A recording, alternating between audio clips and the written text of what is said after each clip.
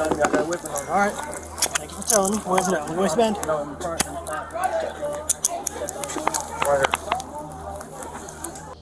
He got into a situation over a female.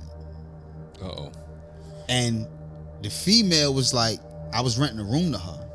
And she was like, she was beefing with him at the time and was like, if you don't come get this gun out my house, I'm gonna give it to your PO. So he said, yo, YP, do me a favor. I said, what? Yo, go get the gun from this bitch before she call my PO, my nigga. So I take the gun, I wrap the gun up, I put the gun in the attic. This nigga catches into an argument with her other nigga. Because there's not nobody's girl. They're both just dealing with the girl. Oh, my God. He catches to an argument with her other nigga. Come to my house, yo, YP. I need a favor. What? Yo, come bring that downstairs. I come downstairs. I give it to him. He goes to the club. He shoots the nigga. Oh, Lord. Right? Listen to this shit. Listen to this shit. I can't make this up. He go to the club. He shoot the nigga. Right? He gets away. But somehow he drops the gun. So now when they do ballistics on the gun, guess who DNA is all over the fucking gun? Mine. What? These words came from the mouth of Prince McFarlane, the Queen's rapper known as YP.YG, in an interview that now plays like a dark prophecy. He joked about wanting to experience getting shot, curious about the sensation, never imagining that his wish would come true in the most tragic way possible. But unlike his fantasy of a survivable leg wound, Prince would indeed get shot, fatally, and he wouldn't live to tell anyone what it felt like.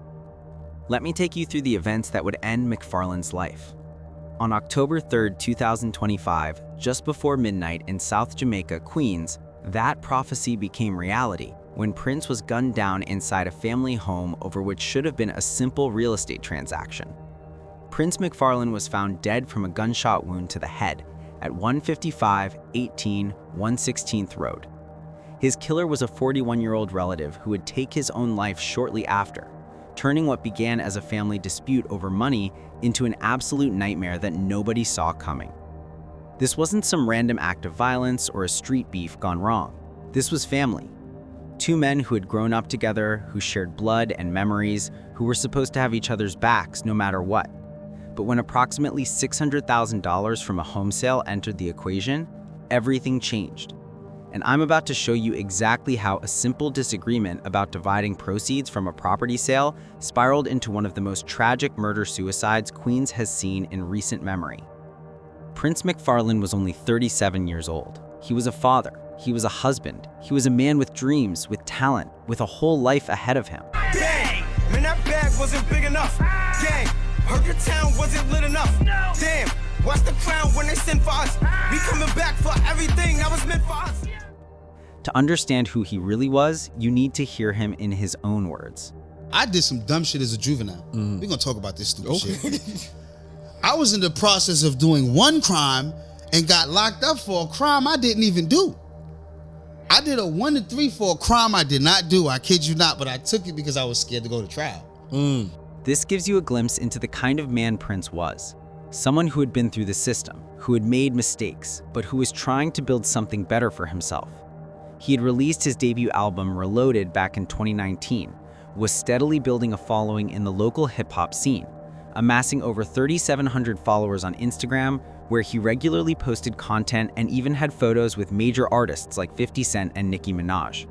But beyond his music career, Prince had real estate experience, which is precisely what made his family turn to him when they needed help selling a property worth over $500,000. Would I want to live? No, hell no, I'm staying in New York. Never.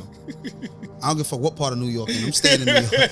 I'm staying in New York. I'm not going to Jersey, PA, Atlanta, none of them places where everybody picking up and moving to. Nope, you're going to find me in the 5 boroughs, bro. This was a man deeply connected to his home, to Queens, to the community that raised him. He wasn't looking to escape or abandon where he came from. He wanted to build his success right there in the streets that made him. Here's where things get complicated. The 41-year-old relative, identified in some reports as Antoine, owned or controlled a 2-story home built in 1920 in South Jamaica, Queens. The property had been purchased back in 2006 for $300,000, and by 2025, its market value had skyrocketed to approximately $613,000. This appreciation represented not just money, but generational wealth for this family. And when it came time to sell, Anton made what seemed like a smart decision at the time. He granted Prince power of attorney to handle the transaction, leveraging Prince's knowledge of real estate dealings to navigate the complex process of selling a property in New York City. The home was listed for $599,999 in late summer 2025, and according to records, it went into pending status around the time of the incident, suggesting that a buyer had been found and the sale was moving forward. This should have been a celebration. This should have been a moment where the family came together to toast their success, to plan for their futures, to talk about what they would do with their shares of this life-changing money. Instead, it became the catalyst for an argument that would leave 2 men dead and a family shattered. But what exactly went wrong? How did a real estate transaction between relatives who reportedly grew up together turn into a murder-suicide? To understand that, we need to look at the events of October 3rd, 2025, starting from early in the day when the first warning signs appeared that something was terribly wrong.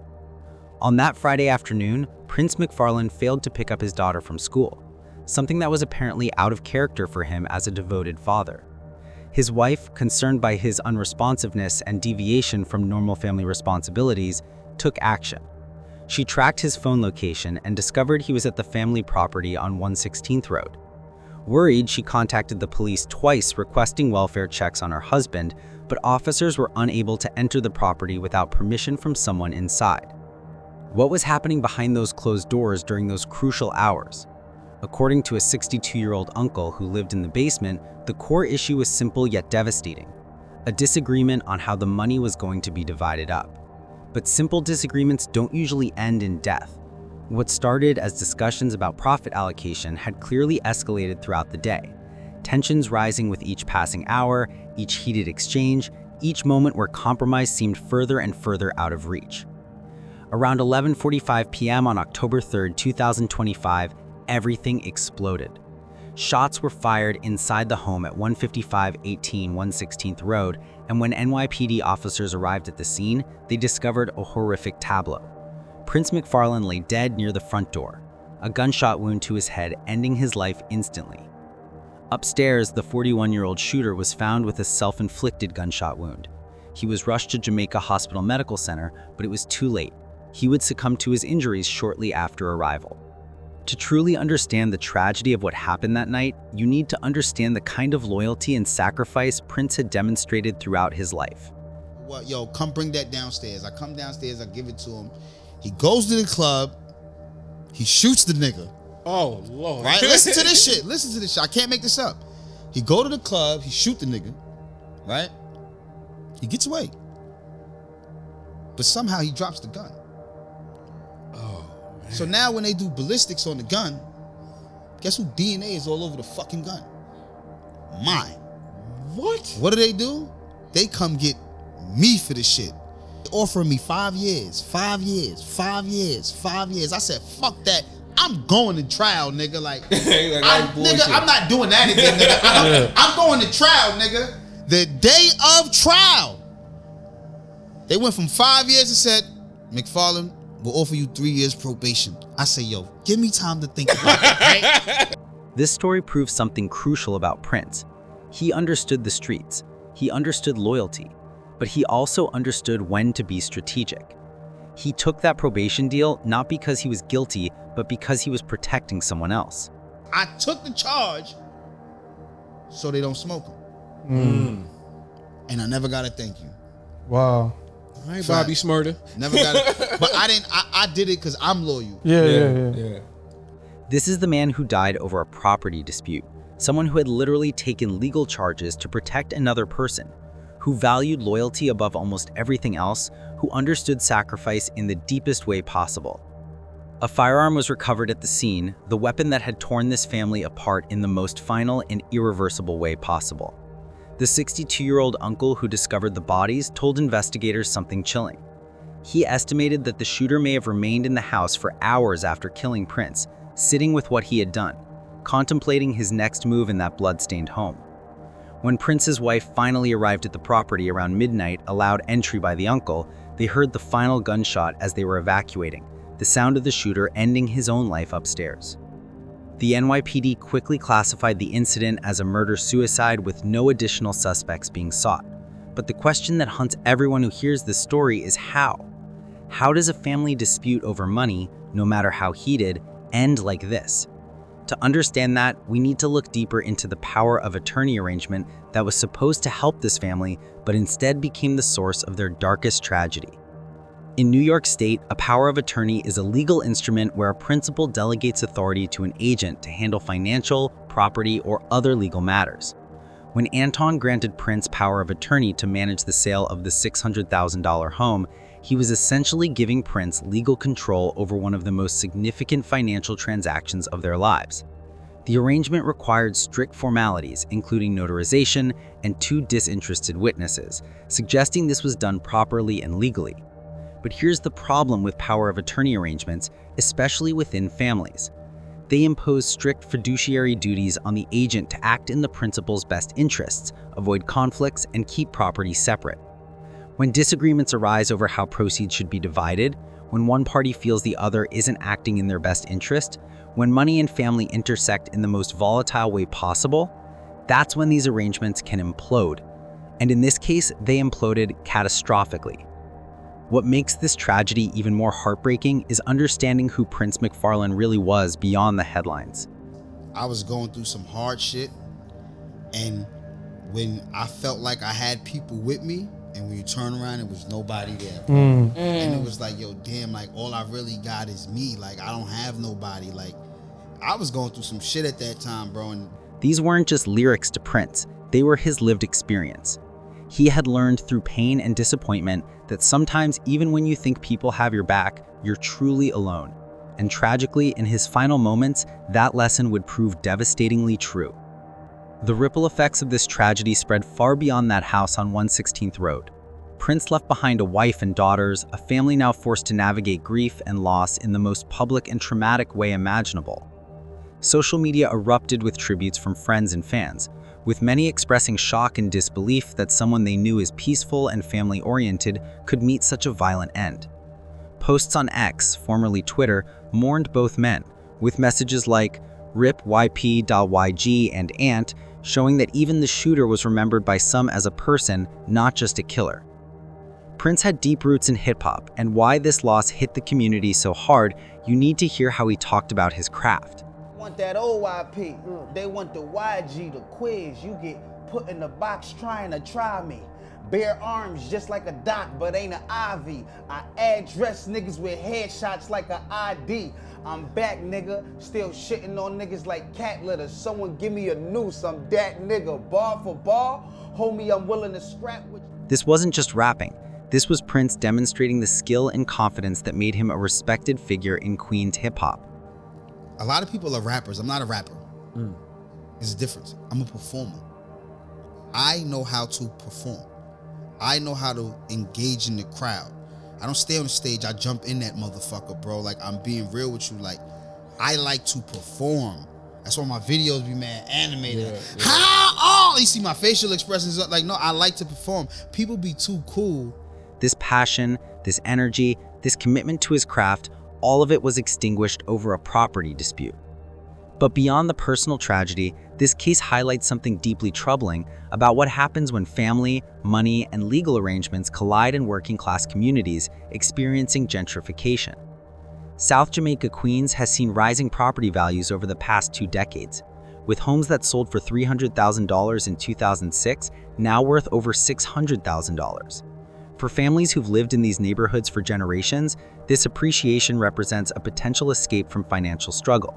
But it also creates new pressures and conflicts that didn't exist when properties were worth less. The assessed value of the property had steadily increased year after year, from $499,000 in 2021 to $535,000 in 2024, reaching $613,000 by 2025. These aren't just numbers on a tax document. They represent dreams deferred, opportunities imagined, futures that could have been. When you're looking at that kind of money, especially in a family that may have struggled financially, the stakes become impossibly high. The relationship between the two men adds another layer of complexity to this tragedy. Reports vary on whether they were cousins or had an uncle-nephew relationship, with some outlets describing them one way and others differently.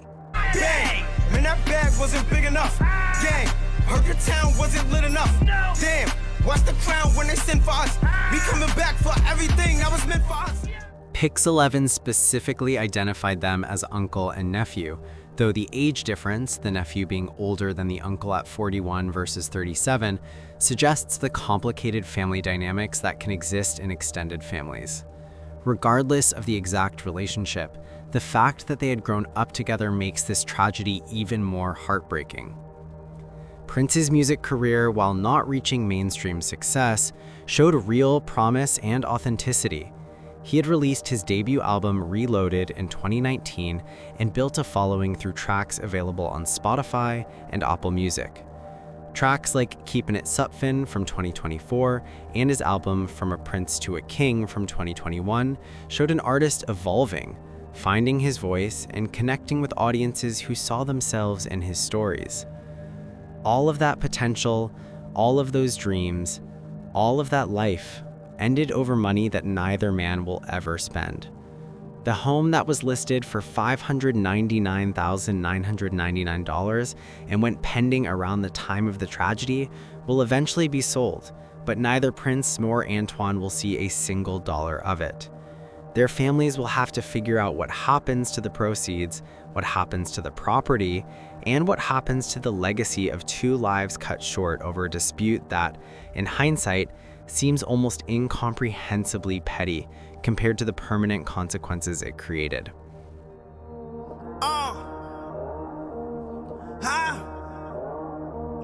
It's YP, the YG. I'm back on my bully. I'm back on my bully. If it's a problem, then I'ma solve them. Get banged off with this revolver. Homie, I'm on my bullshit. Two-stepping with the weapon. I keep a vest on me for protection. Homie, I'm on my bullshit. Mop stick when we stretch them. Funeral black suit when they dress them. Pray and bless them. I'm back on my bully. I'm back on my bully. If it's a problem, then I'ma solve them. Get banged off with this revolver. Homie, I'm on my bullshit. Yeah, I'm on it. Keep up the bullshit and be a goner. Roll up with the stick. I ain't blowing marijuana, no crew, just me. A pit bull and alarm on my bullshit. Two-stepping with a full clip. Some say I'm broke, some say I'm hood rich. Some bitches said I'm whack, some said I'm good dick. Most people love me, but other niggas hate me on some bullshit. Car engine on my hood shit. Find me in the hood, I'm with a hood bitch. I'm cracked from beginning to end. I'm fire like we're going to stem. For real, bang. On God, not even he can save me. Suck a dick if you niggas ever try to play me. Veronica raised me, F who made me. Born in the 80s, cause the crack baby on my bullshit. Two-stepping with the weapon, I keep a vest on me for protection. Homie, I'm on my bullshit. Mop stick when we stretch them. Funeral black suit when they dress them. Pray and bless them. I'm back on my bully. I'm back on my bully. If it's a problem, then I'ma solve it. Get banged off with this revolver. Homie, I'm on my bullshit, yeah, I'm on it. Whoever got smoke, tell him I want it. Keep toast for the... What else do you think could have caused an argument that ended in both deaths? Let me know in the comment section.